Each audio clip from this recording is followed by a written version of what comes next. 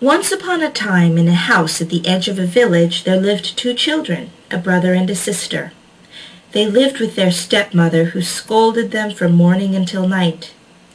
To her own daughter, who was as mean as a weasel and ugly and one-eyed as well, she was as sweet as honey. The mother and daughter fed sumptuously on chicken and dumplings and drank frothy golden beer, while the little brother and little sister had only stale bread crusts to eat and water to wash them down. Even the dog ate better than they did. One day, after the noon meal, the stepmother and her daughter, full of choice tidbits and sleepy from beer, lay down to nap. Outside, bees buzzed in the golden sunlight. Soon snores came from the bedroom and from beneath the table where the dog lay. Little brother took little sister's hand. "Let's run away," he said. "Even the dog is happier here than we are." They filled their pockets with bread crusts and, hand in hand, set forth into the wide world. Behind them they left the scolding and the pinches, the slaps and the kicks. Ahead lay the forest and the path to freedom. All the rest of the day they walked. When they reached the forest, the path grew narrower and fainter until finally it gave out altogether. It grew dark. Rain began to fall and tears ran down their cheeks. Their brave hearts grew frightened. They were very tired when at last they came across an old hollow tree. Crawling inside, they nestled together and were asleep immediately. When they awoke, the sun was already high in the sky and was shining into the hollow tree. Crawling out, they yawned, stretched, and sat on a log to eat their bread. "Oh," sighed little brother, "I am so thirsty. If only there were a brook nearby." He cocked his head and listened hard. "I think I hear water running," he said. Brushing the crumbs off her skirt, little sister followed little brother until they came to a sparkling, rippling little brook. "Listen," said little sister, "the brook is talking." The brook was murmuring a message. "Drink not of me, drink not of me, or to a tiger changed you'll be." The water had been enchanted by the wicked stepmother. She was a witch, you see, and in her anger at finding the children gone, she had cast a spell over all the water in the forest. "I must drink," said little brother, kneeling down. "No, no," cried little sister. "If you do, you will become a ferocious tiger and tear me to pieces." "Well," said little brother reluctantly, for he was very thirsty, "I will wait until we come to another brook." Soon they came to another brook. As little brother knelt to drink, little sister heard the brook distinctly say, "Drink not of me, drink not of me, or to a wolf changed you'll be." "Oh, please don't drink," said little sister. "If you do, you will become a wolf and eat me up." Once again little brother did as his sister wished, and so they went on. Finally they came to a third brook. This time the brook said, "Drink not of me, drink not of me, or to a fawn changed you'll be." "Oh, please, little brother," cried little sister, "if you drink, you will become a fawn and run away and leave me."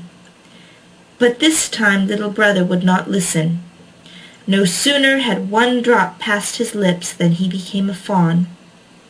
Little sister wept, and the fawn knew. "Don't cry, little fawn," said little sister. "I shall never leave you." She untied her golden garter and fastened it around the little deer's neck. Then she gathered reeds and braided them into a soft leash. This she tied to the garter, and so, leading the fawn, she went deeper into the forest. After a long time they came to a deserted little house. "Let's stay here a while," said little sister. She gathered leaves and moss for a soft bed for the fawn. Every morning she collected roots and berries and nuts for herself and tender grass for the little deer, who ate out of her hand and frolicked about. At night the fawn slept on his bed of moss, and little sister pillowed her head on his back. And so they lived alone together for a long time in the forest.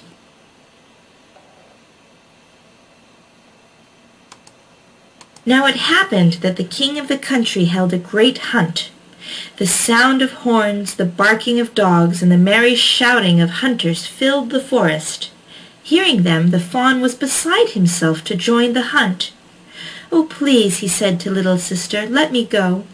He begged so long and so winningly that at last little sister gave in.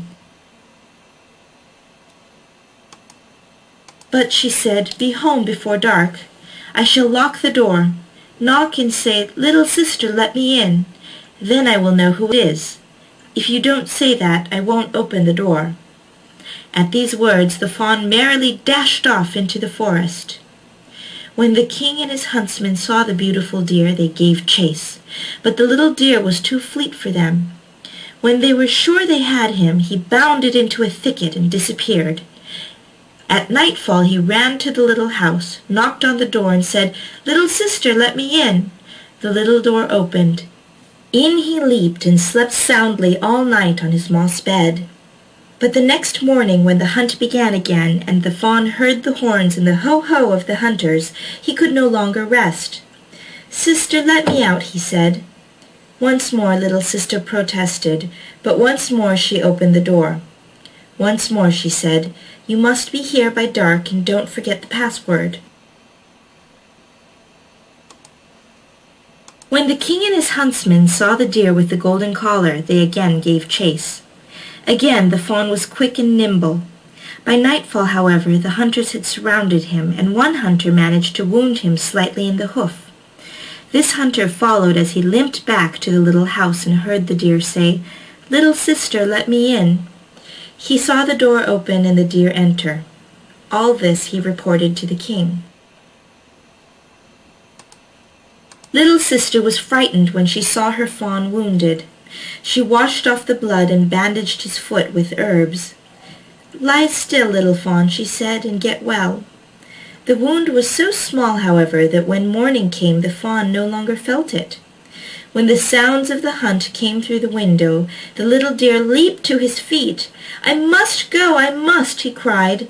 "No, no," begged little sister. "This time they will surely kill you, and I will be left all alone in the forest." "If I don't go, I shall die of misery," pleaded the fawn. Little sister, with a heavy heart, opened the door and watched the fawn bound merrily off into the forest. When the king saw the deer with the golden collar, he said to his men, "You may hunt him all day, but let no one hurt him." At sunset the king asked to be taken to the little house. There he knocked and said, "Little sister, let me in."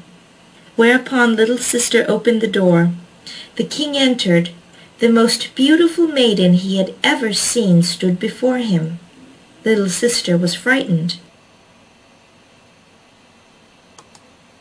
But the king stretched out his hand and said gently, "Will you come with me to my palace and be my wife?" Little sister smiled. "Yes," she said, "but my fawn must come with me. I will never leave him." "He shall stay with you as long as you live," said the king. At that moment the fawn came springing in. Little sister tied the leash of rushes to the golden collar and led the deer out of the little house. The king took little sister upon his horse. They rode to the palace, where they had a splendid wedding. The king and the new queen lived happily together for a long time, and the fawn romped in the palace garden. All this time the wicked stepmother had thought that little sister surely must be torn to pieces by wild animals, and that little brother had been shot by hunters. When she heard about their happiness, she was filled with jealousy. "A queen," sniffed her daughter. "It is I who should be a queen." "Don't worry," said her mother. "I shall fix everything." One day, when the king was out hunting, the queen gave birth to a pretty little boy. The witch turned herself into a chambermaid and went into the queen's bedroom. "Come," she said, "your bath is ready. It will do you good and help you get strong. Hurry before it gets too cold." So the witch and her daughter carried the weak queen into the bathroom. They put her in the tub, stoked up the fire, shut the door, and ran off. The heat was so terrible that the young queen was soon smothered to death. Then the witch put a nightcap on her daughter's head, made her get into the queen's bed, and pulled the covers up so that only her one eye showed.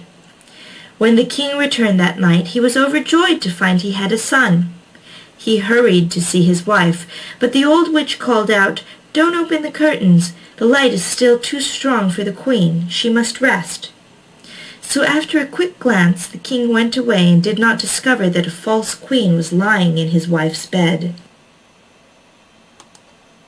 At midnight, when everyone was sleeping, the nurse, sitting by the cradle in the nursery, saw the door open and the true queen walk in. The queen took the baby from the cradle and put him to her breast to drink. Then she plumped up his pillow, put the baby down again, and covered him with the little quilt. Nor did she forget the fawn. She went to the corner where he lay and stroked his back. Then, without a word, she went out the door. The queen continued to come in the night. Though the nurse saw her, she was afraid to mention it to anyone. After a time, the queen began to speak when she came, saying, "How is my child? How is my dear? Twice more shall I come, then disappear." The nurse did not answer, but when the queen had vanished, she went to the king and told him everything. "Dear God," said the king, "what can this mean? I will stay with the child myself tonight and watch." That evening the king went to the nursery. At midnight the queen appeared and said, "How is my child? How is my dear? I shall come once more, then disappear." As before, she nursed the child, patted the fawn, and vanished. The next night the king watched again. Once more at midnight the queen appeared. "How is my child? How is my dear? I come tonight, then disappear." The king could no longer restrain himself. He sprang to his feet and took the queen in his arms. "You can be no one but my dear wife," he said. "Yes, I am your dear wife," replied the queen. And at that moment she came to life as fresh and rosy and sound as before. The king had the wicked witch and her daughter tried and sentenced. The daughter was taken to a forest full of wild animals, and the witch was thrown into the fire. When she had burned to ashes, the spell over the fawn was broken, and he became human once again. And little brother and little sister lived happily together for the rest of their lives.